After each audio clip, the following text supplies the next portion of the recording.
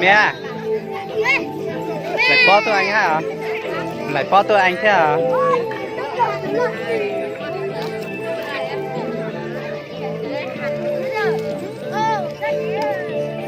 Mẹ mày nó chọn chưa? Bó tôi ư lấy bè.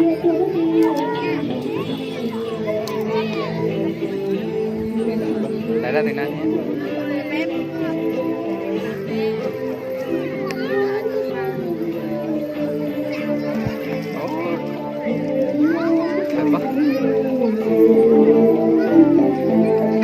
Con cho anh là cô cả.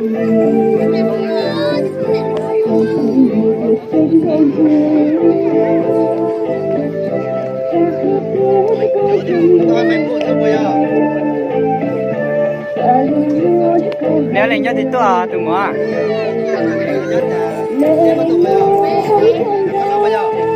Nhớ đã có lâu đó. Có lên nhất lúc rồi đó.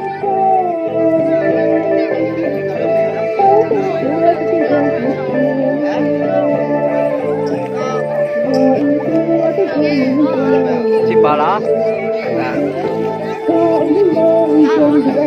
Bỏ mà.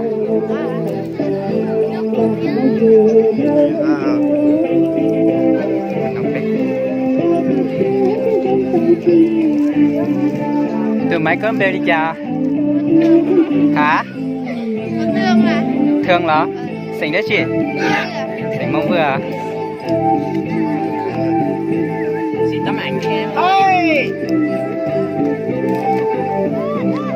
Ôi!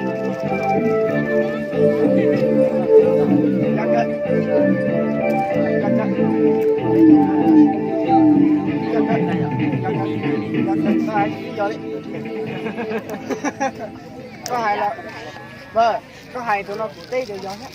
Bây giờ. Có bò, bây giờ. Bây giờ. Bây giờ. Bây giờ. Bây giờ sẽ đi mua chứ. Nhá. Cho cái tụi nó ha. Nó lấy tổng to. Vô đấy. Nhỏ tụi nó. Muốn để đi ra nó lại. Sáng mai nó tụi mình chạy.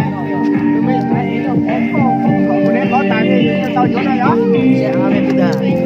Ở bên xe ba.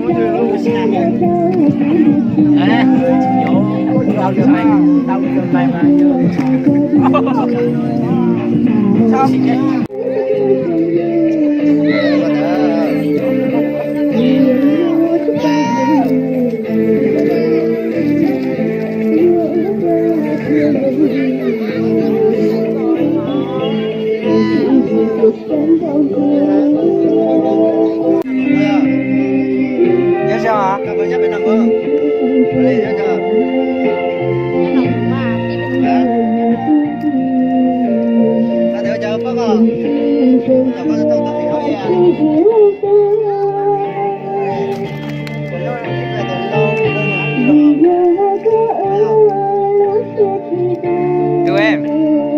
về nó là Dạ mà. cái lấy về chơi nè cái